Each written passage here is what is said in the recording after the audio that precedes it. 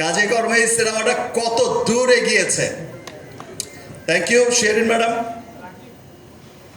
আমার উপর বিশ্বাস রেখে এত বড় একটা সিনেমা বানিয়েছেন।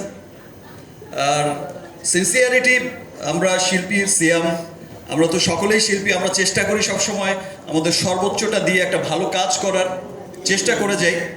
আর আমি তো সবসময় আমার আমার দায়িত্বটা মনে হয় একটু বেশি আমার কাছে মনে হয়, যে বিকজ আমার কাছে মনে হয় যে আমাকে ফেল করা যাবে না, আমাকে উইন করতেই হবে, আমাকে নতুন কোনো রাস্তা বের করতেই হবে।